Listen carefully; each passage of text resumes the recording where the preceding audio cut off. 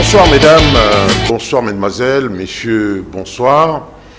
Cette émission est une émission des journalistes, pour les journalistes et pour les téléspectateurs. Parce que de temps en temps, il faut que les téléspectateurs qui nous suivent puissent connaître un petit peu en profondeur notre métier. Comme ça, on peut se comprendre plus facilement. Alors, qui est journaliste ? C'est la question que nous allons nous poser au cours de cette émission. Comme invité, j'ai d'abord, Madame m'excusera, je commence par Kitutu Oleontoa. Monsieur Kitutu Oleontoa, bonsoir. Bonsoir, Monsieur Kibambichintoa. Il est président honoraire de l'UNPC, un ancien patron de la chaîne nationale, dans laquelle j'ai œuvré, Chantal aussi. Madame Chantal Kanimbo, bonsoir et bonjour. Bonsoir, bonjour, Monsieur Kibambi. Et les rapporteurs au CESAC, rapporteur et quoi encore ?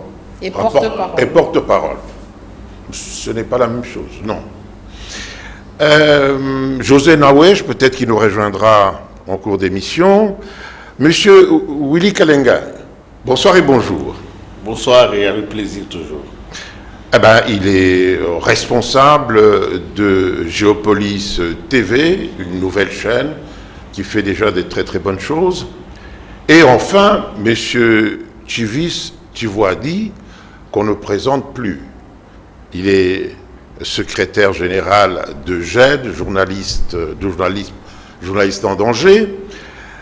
Et voilà pour les invités. Qui est journaliste et qui ne l'est pas? Avant d'aller plus loin, je vais vous proposer un élément qui va vous mettre dans le bain. Et je demande à la technique de nous le donner, de nous le présenter.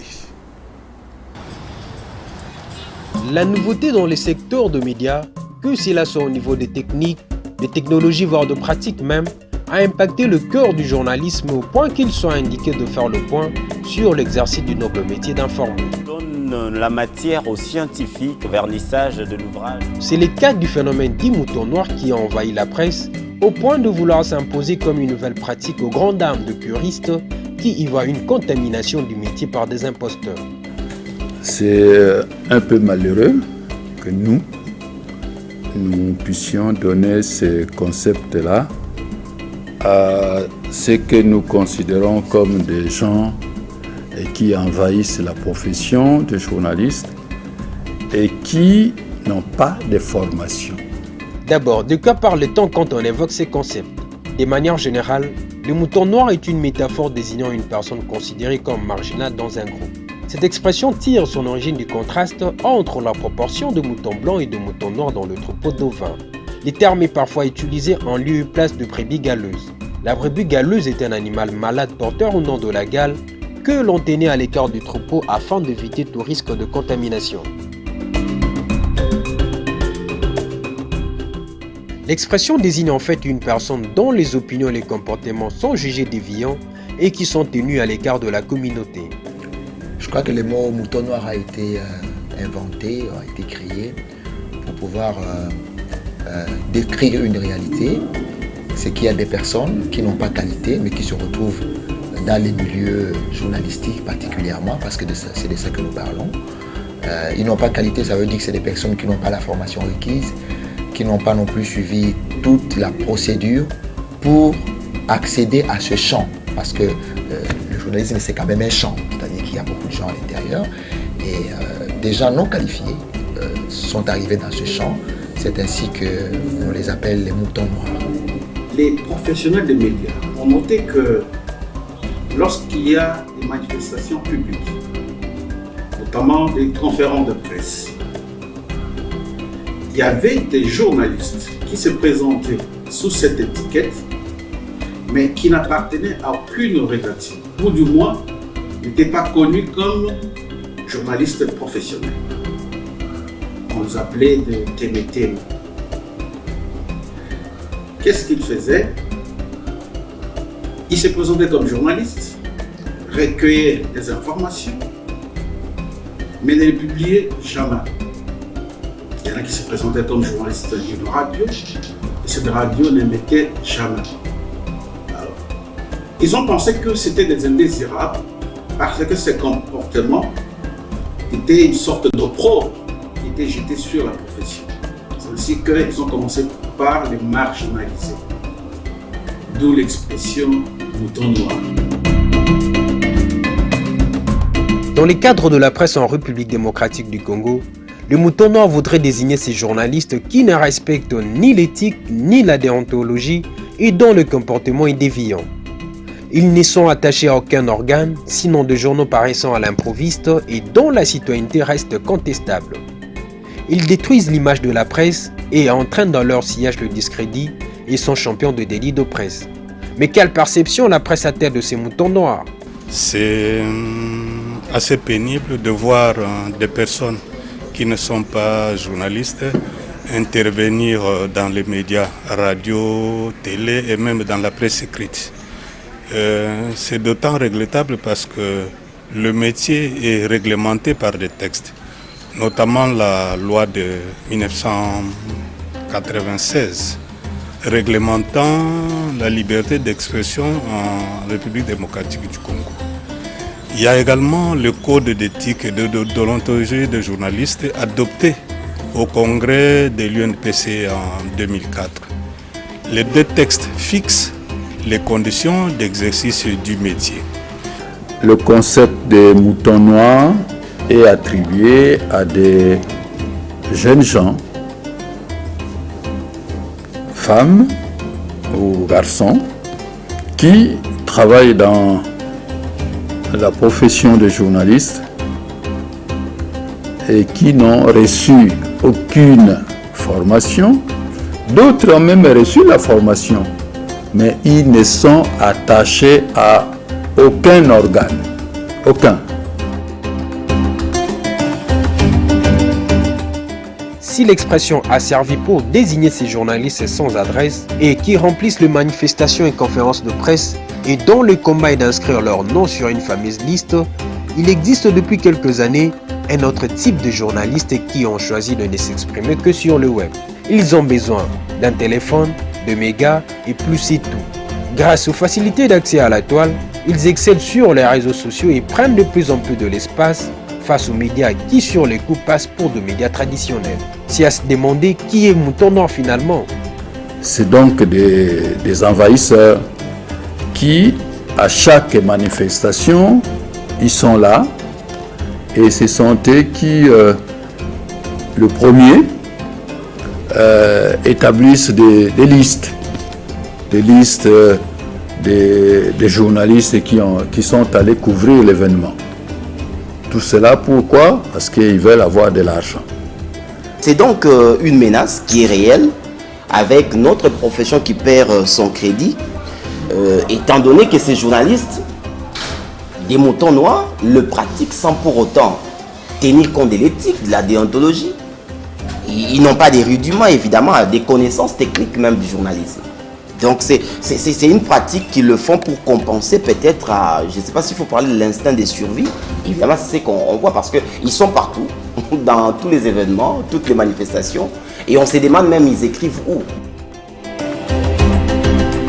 Comment faire face à ces journalistes sans adresse physique, sans carte de presse, mais dont les écrits et publications font de ravages et ne laissent personne à l'abri de leurs dérives?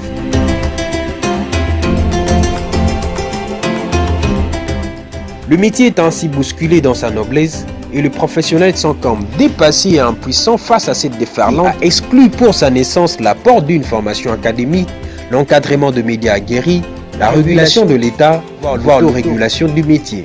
Ils sont au-dessus de la loi, ils revendiquent leur liberté d'expression et la transforment en liberté de presse. Ils ont envahi l'espace public grâce aux réseaux sociaux et prennent à la gorge l'opinion publique par la fabrication régulière de fake news. Moi je me dis, puisque l'ordonnance loi de 1981 dit de manière explicite, pour être un journaliste, soit vous êtes engagé sur diplôme, soit vous êtes engagé sans avoir un diplôme d'une école de journalisme, mais accommodons-nous. C'est-à-dire, si nous remarquons qu'il y a des dérapages, maintenant nous devons les situer. À quel niveau? Si c'est au niveau de la déontologie, parce que nous avons les codes de déontologie des journalistes de la RDC. Alors, organisons, soit au niveau de l'autorité de régulation, soit au niveau des structures d'autorégulation, des séminaires, centrés sur le respect des règles déontologiques. Sur un plan purement éthique et déontologique, nous souhaiterions que, étant donné que nous sommes une corporation, qu'il y ait des règles d'accès à la profession. Par exemple, avoir une formation de journaliste dans des écoles spécialisées en la matière. Je ne veux pas faire la publicité des écoles de journalisme. Elles sont connues. Si on peut fixer comme critère d'accès à la profession, avoir par exemple un graduat ou une licence. Il faut que même les administrations qui travaillent, l'État, aident le métier à pouvoir bien s'organiser. Vous allez apprendre que quelqu'un est, je ne sais pas moi, attaché de presse d'un ministre, mais cette personne n'a même pas qualité, n'a même pas une carte de presse. Mais à tous les points de presse, à toutes les conférences de presse, des partis politiques ici on voit, surtout les partis les plus populaires, ils choisissent les personnes qui sont de leur obédience sans se rendre compte que ces personnes ont une carte ou non. Et ça va s'arrêter ça. Il faut quand même moment l'État mette de l'ordre. Face à cette invasion, l'impuissance du pouvoir public, malgré la criminalisation de fake news, l'impuissance des organes de régulation dans lesquels ces nouveaux chevaliers ne se reconnaissent même pas, l'impuissance du public qui ne sait à quelle source se fier pour une bonne information. Au regard de la propension de cette nouvelle pratique, où l'audimat est désormais remplacé par le buzz, qui est finalement mouton noir. Tout semble porter le professionnel de médias à devenir anormal, tant il est devenu rare face à celui qui a tout pris pour lui et qui a curieusement du succès sans respecter les règles de l'éthique et de la déontologie. Le moment est crucial pour la presse qui doit se réinventer si elle veut survivre à cette attaque de mouton noir.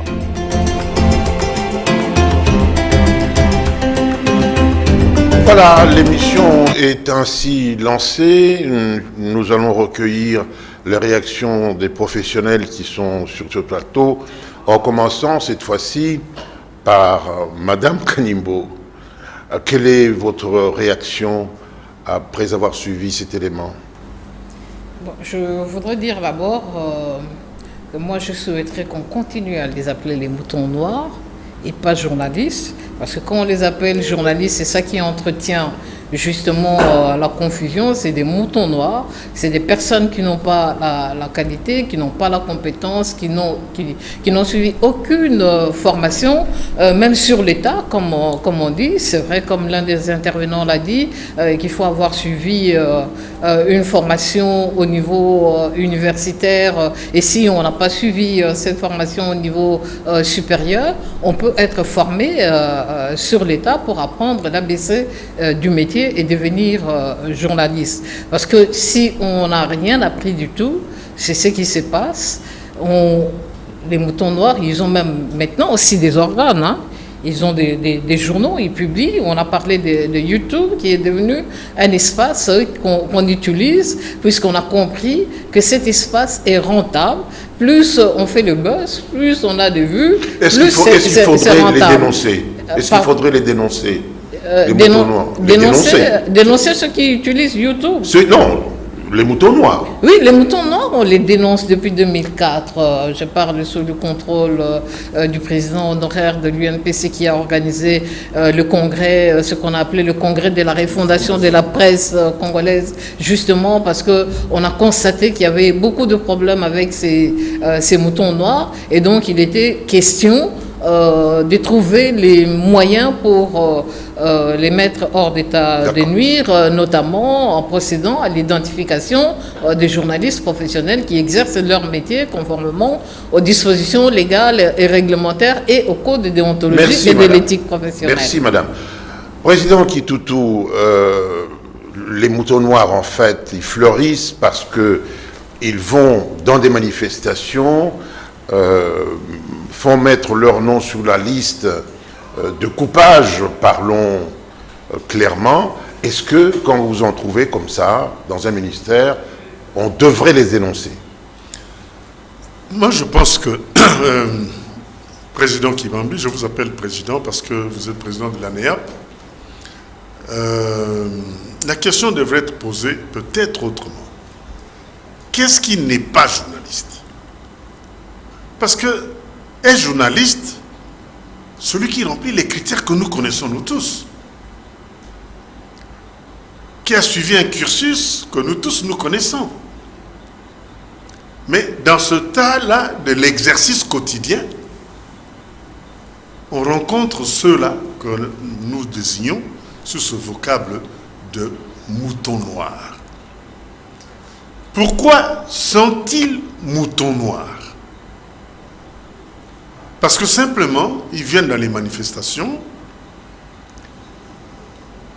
ils attendent le moment du cocktail pour mettre des choses dans la poche, pour boire, mettre leur nom sur la liste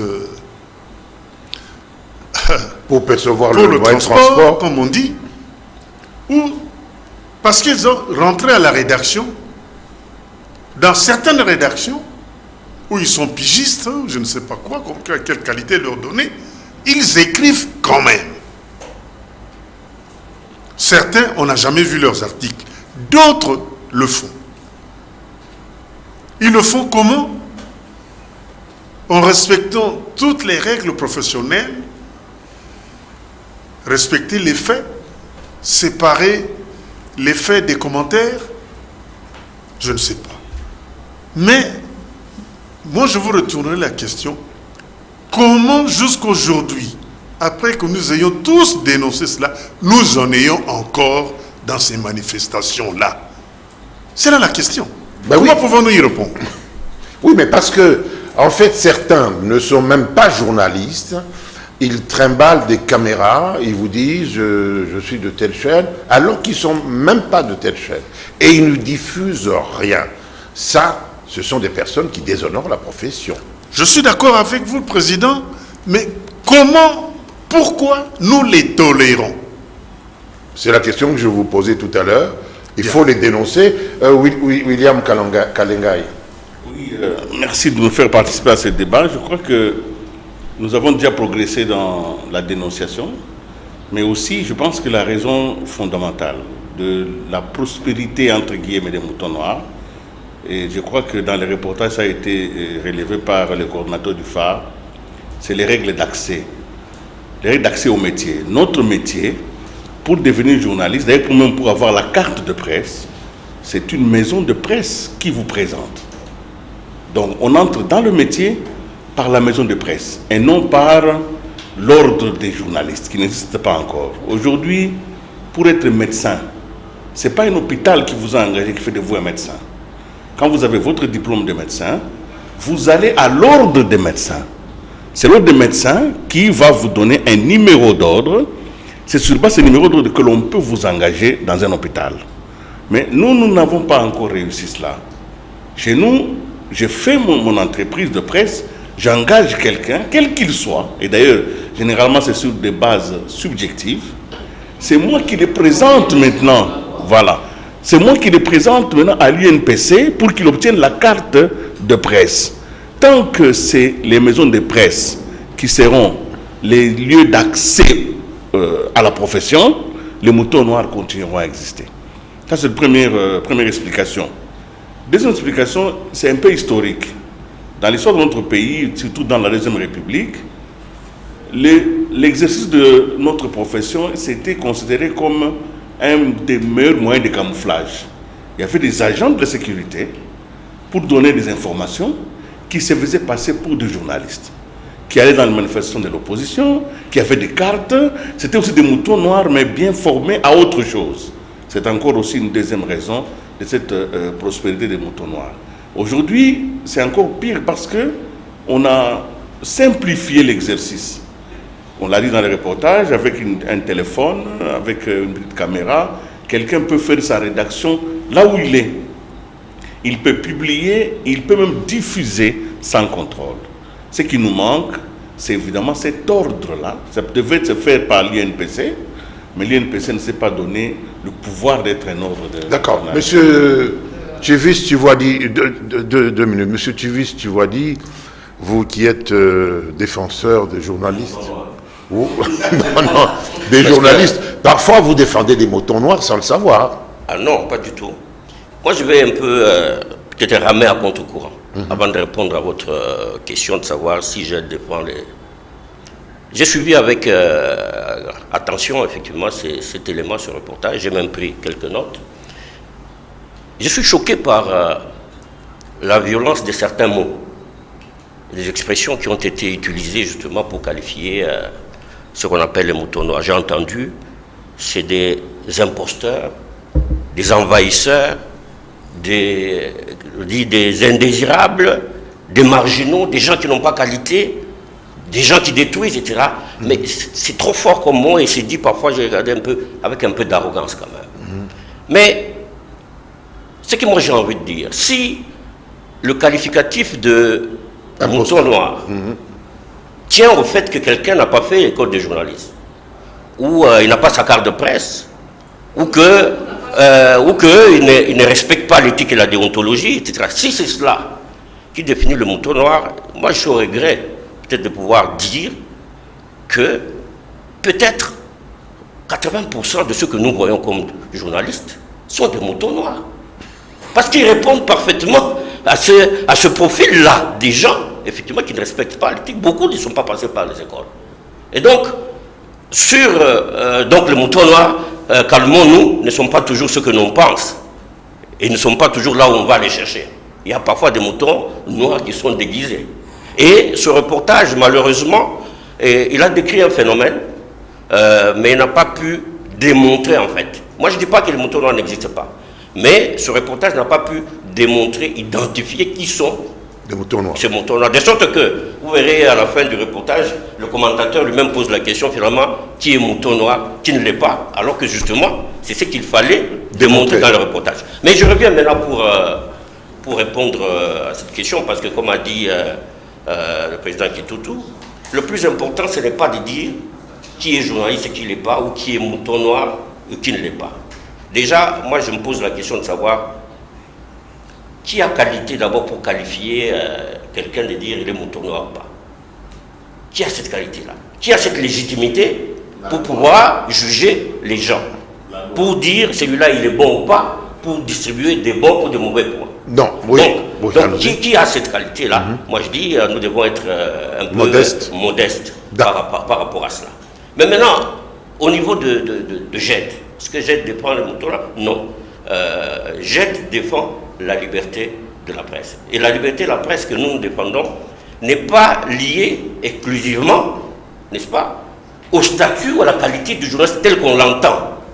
Aujourd'hui, avec les nouvelles technologies, avec les réseaux sociaux, le terme journaliste a un autre sens qui va au-delà des simples professionnels des médias attachés. Excusez-moi. Attendez qu'il termine. Je termine. Conclusion. Vous n'êtes pas obligé de la conclusion. Conclusion. Le terme de journaliste aujourd'hui va au-delà de ceux qu'on considère comme des professionnels parce qu'ils sont attachés à une rédaction ou parce qu'ils sont organisés dans une corporation.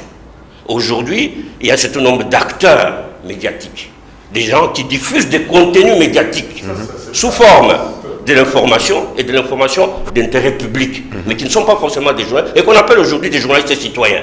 Et quand vous regardez aujourd'hui, moi je me réfère par exemple au plan des Nations Unies sur la sécurité des journalistes, effectivement, le sens du journaliste va au-delà de ce que nous pensons. Nous avons compris. Est-ce qu'on peut évoluer Madame Chantal voulait à de William Kalenga sur le recrutement des journalistes.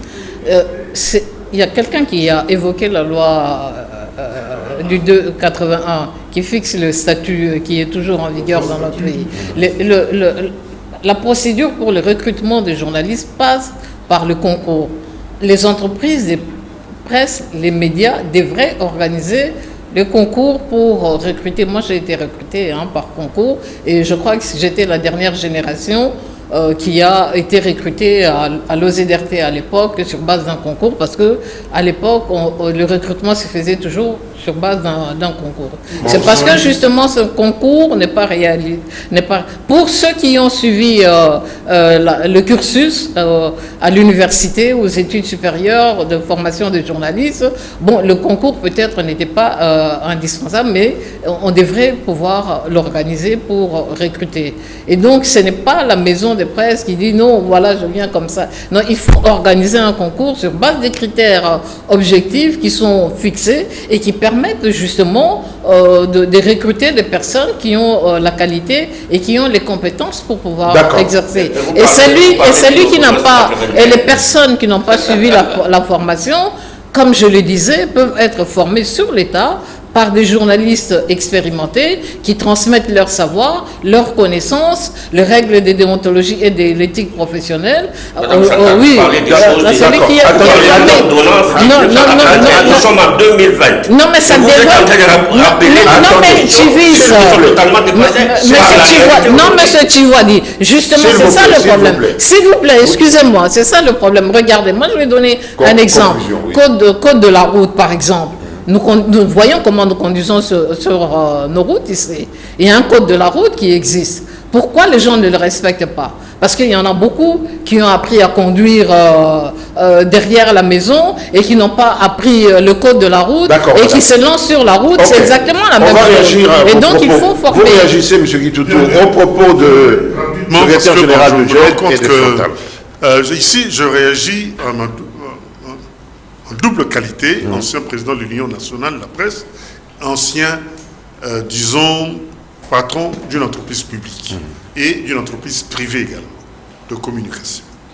En ce qui concerne l'accès à la profession, il y a un vrai problème et nous devons le résoudre, n'est-ce pas?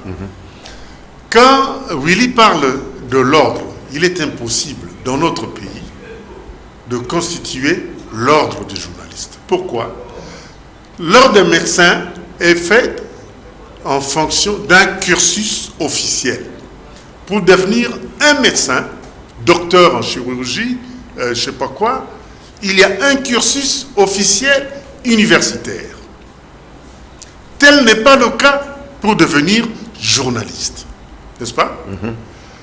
Il y a plusieurs possibilités d'accéder à ce métier, à la profession, par diverses formations. Un juriste peut devenir un journaliste. Un médecin peut devenir un journaliste à condition qu'il passe par la formation. Quand vous dites peut devenir un journaliste, c'est pas vraiment... Non, il n'a pas terminé. Il peut exercer le métier. Oui, il n'a pas terminé. C'est la fin. Il n'a pas terminé. C'est ça son idée. Non, il n'a pas terminé. Le médecin ne devient pas juste... Il peut faire le travail de journaliste. C'est-à-dire, il n'a pas terminé. Cette étiquette. Non, mais je n'ai pas terminé. Il n'a pas terminé, c'est-à-dire, il faut qu'il soit formé à la fin. C'est ça. D'accord? Il peut, dans le cadre d'une rédaction, d'une télévision, d'une radio, devenir un journaliste spécialisé en médecine. Il n'exerce pas comme médecin, il n'opère pas, mais c'est un spécialiste dans la rédaction qui traite des questions liées à la santé, par exemple. C'est ça. Il le traite alors en ce moment-là de façon professionnelle, déontologique, parce qu'il a subi une formation qui lui donne ce titre-là de journaliste professionnel. D'ailleurs, je vais vous compléter, je vous donne la parole tout de suite. Je vais vous compléter. Aujourd'hui en Europe, on va d'abord à l'université faire, par exemple, le droit, la médecine, et on revient une formation de quelques mois. Normalement, c'est 2 ans. Certains même font 1 année. Et on commence à exercer dans le métier de journaliste. Ce que je voulais dire, c'est-à-dire j'ai l'impression qu'on confronte 2 choses. L'explication de Mme Chantal, il faut suivre un cursus. Si tu ne l'as pas suivi, tu dois faire un stage, d'après ce qui est dit, parce qu'après, on doit te remettre la carte de presse.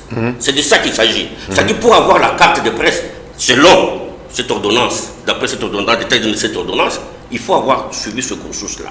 Maintenant, ce que moi je suis en train de dire, nous sommes en 2020, avec les évolutions technologiques que nous connaissons, avec les réalités, parce que la configuration médiatique aujourd'hui, les nouvelles technologies, elle a complètement changé. C'est-à-dire accéder à cette profession ne nécessite pas forcément d'avoir suivi une formation de journaliste. ça n'exige pas, ça ne pose pas comme condition quand d'avoir même. la carte de presse. Mais non, pardon. Je n'ai pas fini. Vous m'avez interrompu. Je disais ceci. J'interviens en tant qu'ancien président de l'Union nationale. Ne parlez de pas presse, tous ensemble. et puis ancien patron d'une entreprise publique et d'une entreprise privée, n'est-ce pas?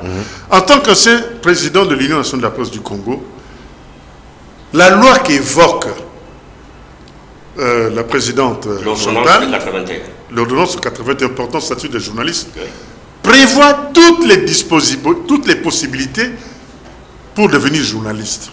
Ceux qui ont suivi le cursus, ceux qui n'ont pas suivi le cursus, tout cela est prévu dans cette loi. Dans quel cas seulement?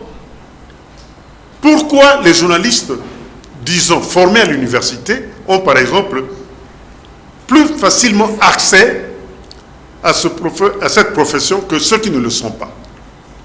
Ceux qui sont journalistes après la formation font un stage d'1 an. Ceux qui n'ont pas suivi un cursus universitaire dans le cadre de cette profession doivent faire un cursus de 2 ans.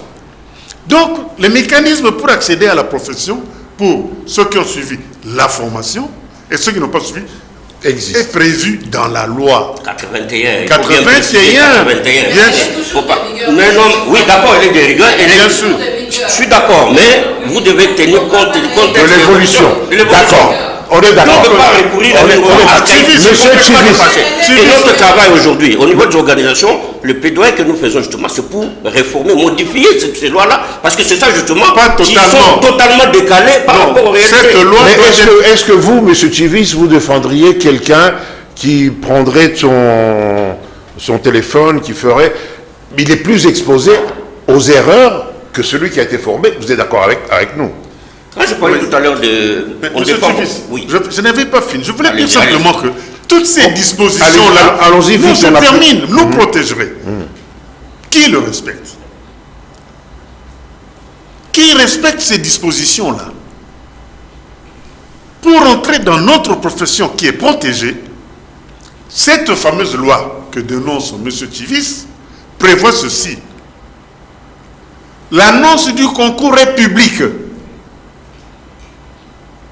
Il y a un communiqué qui annonce que tel journal recrute des journalistes.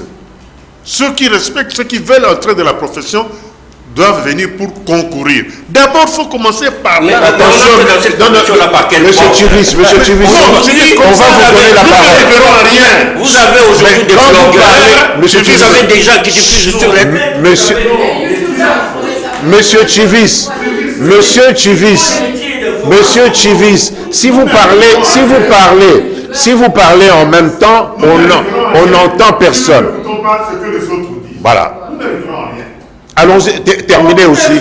Vous venez de prendre 10 minutes. À vous tout seul. Non, j'ai terminé. Oui. En tant que président de l'Union, quand nous étions à l'OZRT, nous recrutions les journalistes principalement, nécessairement et obligatoirement sur concours. Toute la génération de journalistes de l'OZRT ont été recrutés sur concours après annonce publique, conformément à la loi. D'accord. Attendez. C'est plus important. Ok. Premier tour de table. Monsieur Willy. Effectivement, je pense que nous avons d'un côté une profession. Je ne sais pas pourquoi il n'y aurait pas d'ordre de journalistes. Avoir la loi elle-même, elle organise l'accès à tous les niveaux. Pourquoi il n'y aurait pas d'ordre de journalistes? Je me pose la question. Mais je continue rapidement en disant que c'est une profession qui est organisée, qui a une philosophie, qui a une place dans la société. Il est vrai que dans son exercice, il y a eu des développements. C'est-à-dire des développements sur le plan technologique, sur le plan des enjeux, mais ça ne tue pas le fondamental. Voilà. Le journaliste reste quelqu'un dont le travail est de collecter, de traiter et de diffuser. Mais en toute responsabilité. Non, mais écoutez, on va vous donner. C'est que non. On disait que le médecin a le monopole de soigner et non la grand-mère. Monsieur Chivis. Non. Monsieur Chivis. N'intervenez pas. Quand il parle et que vous parlez, on n'entend personne. Je disais ceci, hein. Oui. Parce que si aujourd'hui, le journaliste n'est pas protégé dans sa profession par la loi, parce qu'il y a une loi qui organise, et la loi donne les droits et les devoirs. Si vous voulez changer les cours de ces événements, il faut changer la loi. La loi n'est pas encore changée, et aujourd'hui dans notre pays, à suivre Chivis, n'importe qui peut devenir journaliste. Et quoi? Non, attention. Peut-on exercer un métier sans avoir le statut? Quel statut? Mais des journalistes, justement. C'est cela aussi Qui accorde ce statut? Aujourd'hui, s'il y a un accident sur le boulevard, laissez-moi terminer quand même. S'il y a un accident sur le boulevard, le policier qui va venir constater va demander: avez-vous un permis de conduire? Voilà. Il y a d'abord, vous ne pouvez pas exercer sans avoir le statut. Il y a un statut pour tout métier. Et les journalistes que nous sommes aujourd'hui, nous sommes protégés par une loi. Et nous sommes aussi tenus par la même loi. D'accord. Et de toute façon, je distribue la parole. Mais alors, Chivis, là, vous êtes en train de nous dire que vous défendrez n'importe qui. Mais pourquoi vous dites n'importe qui? Moi, je dis, nous, on défend la liberté de l'information. Oui. Qui est un droit fondamental. Très bien. Et le métier de journaliste, justement, participe de l'exercice par le journaliste de son droit à la liberté d'expression. C'est-à-dire le quelqu'un d'autre aussi peut le faire. Absolument. Et il sera défendu par GED.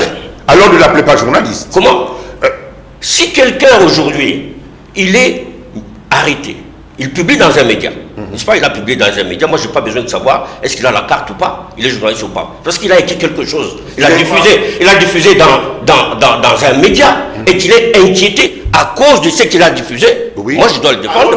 Alors vous ne vous appelez pas c'est pas nous ne devons pas nous appeler République démocratique du Congo. Non, journaliste en danger. Non, mais si vous défendez des gens qui ne sont pas journalistes, ne c'est pas non, moi je défends le droit à l'information.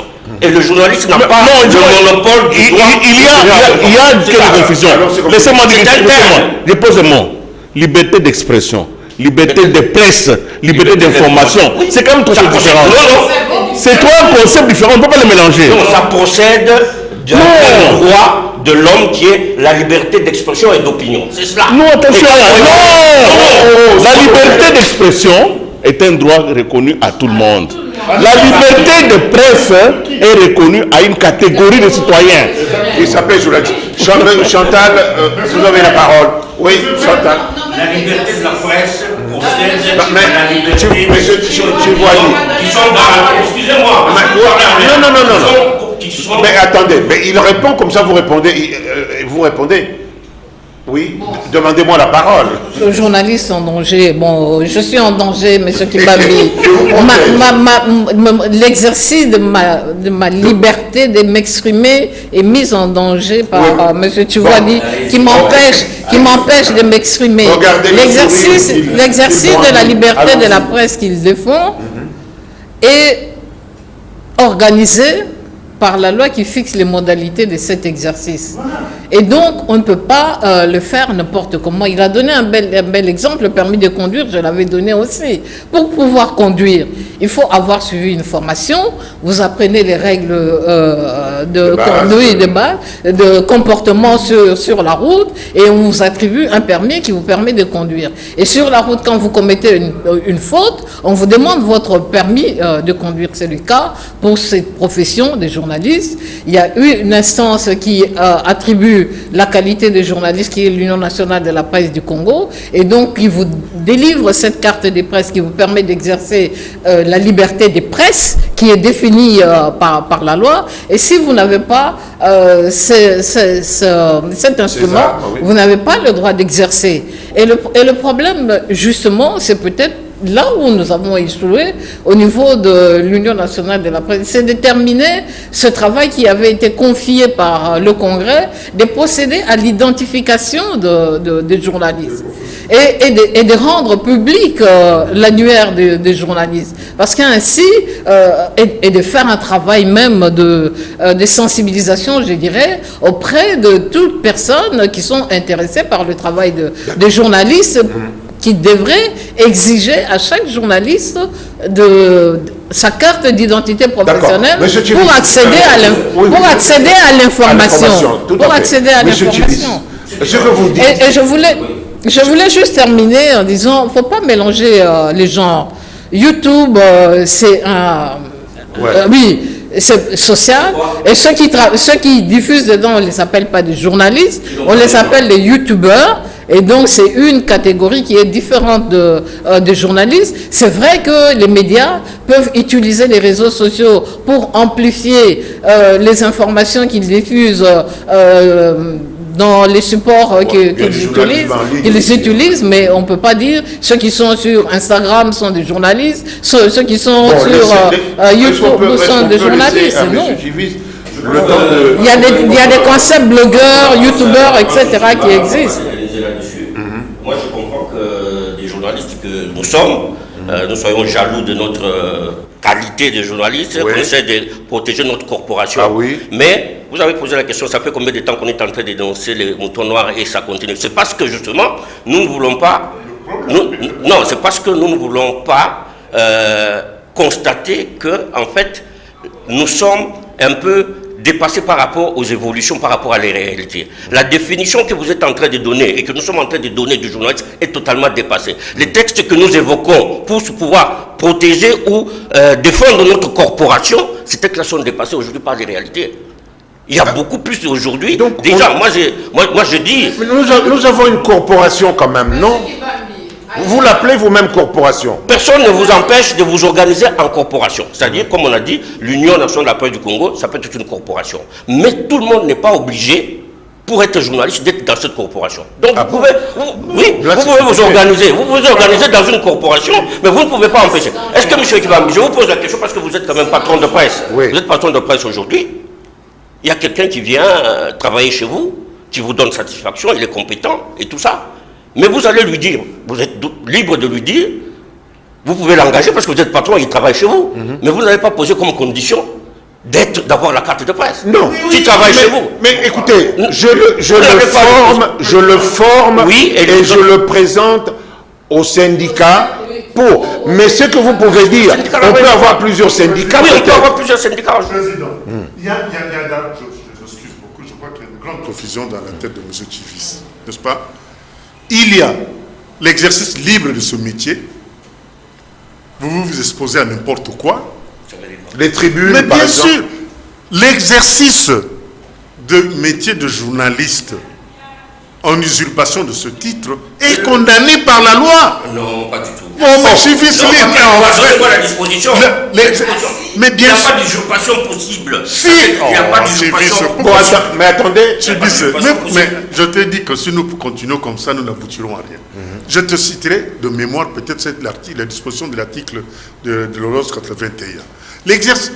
La détention illégale de la carte de presse. Là, vous n'allez jamais me convaincre par rapport aux normes internationales qui régissent quand même le métier de formation.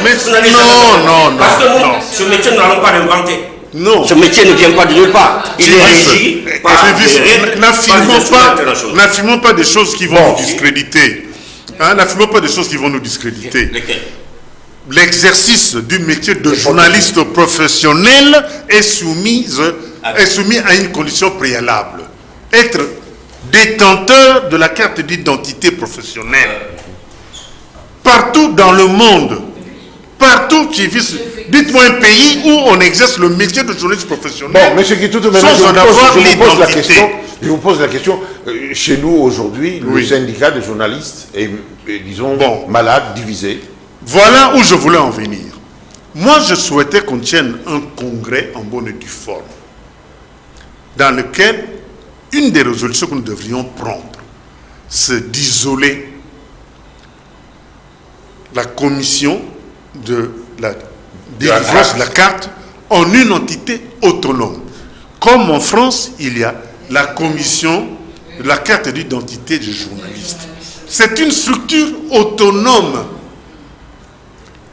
Après votre formation, après votre recrutement, je ne sais pas, vous allez à cette commission-là, autonome. Vous pouvez adhérer à n'importe quel syndicat, c'est votre choix. Par l'UNPC. Non, pas nécessairement. C'est une loi d'État. C'est une institution d'État, s'il vous plaît. Bon.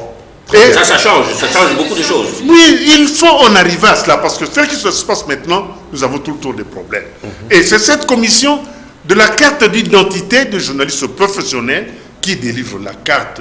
Tu ne peux pas exercer en France, tu ne peux pas exercer aux États-Unis, tu ne peux pas exercer en Grande-Bretagne, tu ne peux pas avoir ce titre-là si tu n'as pas cette carte-là. Et d'ailleurs, bon... Moi, je suis pas Monsieur Tuvis, nous avons pratiquement terminé. Hein, parce qu'à ce moment-là, si nous ouvrons ce débat-là, c'est tout le monde qui va commencer à vous appeler parce qu'il a publié, le gouverneur de province n'était pas d'accord avec sa tribune, on l'arrête et vous allez le protéger. Mais ce sont des choses que nous gérons tous les jours, justement. Et parce que... mais comment c'est cela J'ai de défendre la liberté de presse. De l'information. Non. J'ai de faire s'étendre, et c'est votre droit. Laissez-moi terminer d'abord. S'il vous plaît, laissez-moi terminer. Jusqu'à maintenant, je savais que j'ai défendu la liberté de presse. Oui. Mais je me rends compte que j'ai beaucoup d'ambition. J'ai devais défendre la liberté d'expression. Donc, j'ai va s'étendre à toute l'humanité.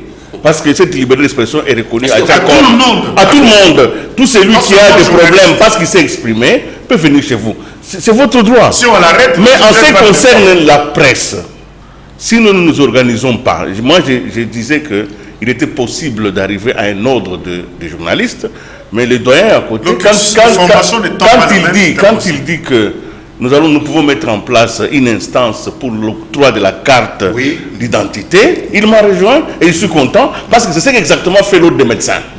L'ordre des médecins ne fait que donner la carte, le numéro professionnel. Et si nous avons une instance libre, autonome, objective, nous pourrions facilement avancer. Ce qui se conçoit bien s'énonce clairement et des mots pour le dire arrivent aisément. En une minute, chacun va résumer. Nous avons terminé et nous avons... Déjà Ben oui, parce que vous interveniez librement. Alors qu'il veut défendre la liberté d'expression et non des presses. Il veut s'étendre. Voilà, il veut s'étendre à d'autres. Oui. Non, je pense vraiment c'est ça le nœud du problème.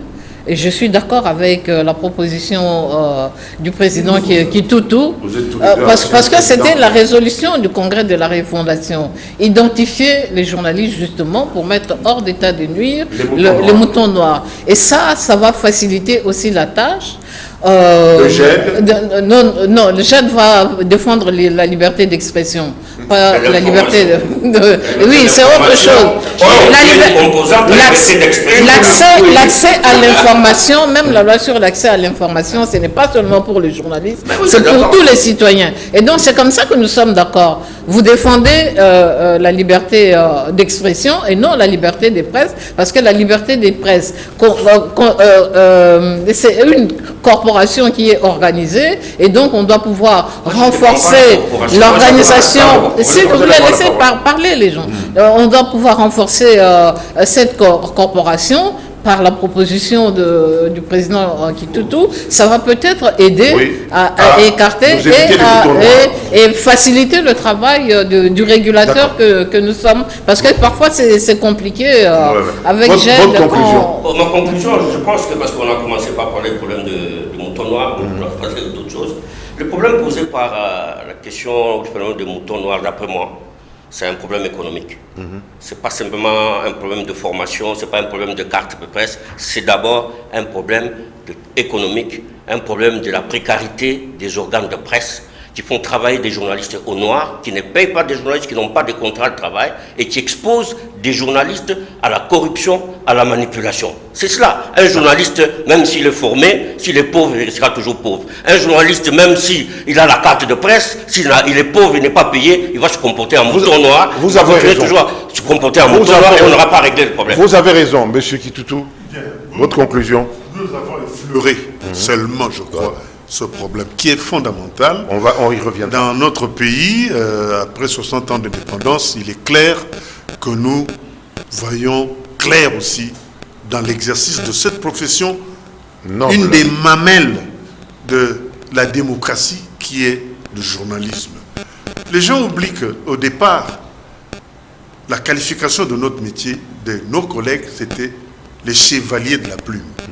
Le contenu qu'on mettait dans ce mot chevalier dénotait de la valeur morale, de la valeur éthique, de la valeur humaine de celui qui exerçait ce métier-là. D'accord. Est-ce qu'aujourd'hui, pouvons-nous conclure que nous retrouvons toutes ces valeurs-là dans beaucoup de nos confrères? Pas dans beaucoup. William. Je pense que si nous nous organisons très vite et très bien, nous allons donner à l'État la possibilité finalement de libérer l'aide à la presse. Elle ne vient pas parce que nous sommes dans les chaos, parce que nous sommes désorganisés, parce que nous avons ouvert toutes les portes à n'importe qui, l'État ne sachant pas qui est l'interlocuteur valable. Je pense que c'est important qu'on s'organise et j'appelle de tous mes voeux que ce congrès-là vienne avec des buts précis et un objectif précis. Et qui soit organisé comment? Parce qu'il y en a un qui... Non, aujourd'hui c'est seulement l'INPC qui a encore le pouvoir d'organiser un congrès. Mais nous parlons d'actualité. Quel INPC? Oh, non, mais écoutez, il n'y en a pas deux. Nous avons une seule INPC dans laquelle beaucoup de journalistes ne se reconnaissent plus. Et beaucoup de journalistes ne vont plus même tirer la carte parce que défendus constamment par leurs avocats, qui peuvent exercer sans carte. Après le moment où ils ont publié, ils ont le droit. C'est qu'en fait, en réalité, ça a été une incitation à la désobéissance professionnelle. Et je pense que cette émission va constituer pour Tivis la limite. Tivis, quelques secondes. Répondez.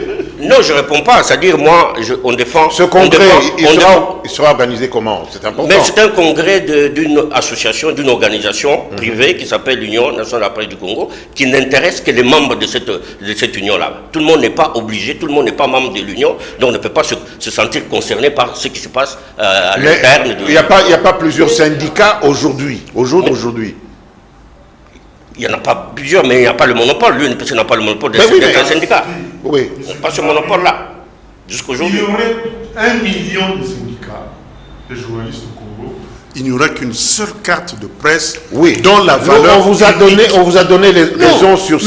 Il peut y avoir des associations de médecins, de chirurgiens, dentistes. Non, vous avez pour accéder à la fonction de médecin, c'est l'ordre. La structure, qui vous appelle de tous nos voeux. C'est la même chose. M. Tivis peut créer 1 million de syndicats. Mais il y aura toujours une seule carte de presse qui sera et une seule instance qui donnera selon les conditions que la loi édictera.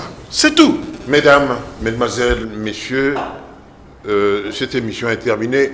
Je connais les téléspectateurs, ils adorent quand ceux qui parlent s'empoignent.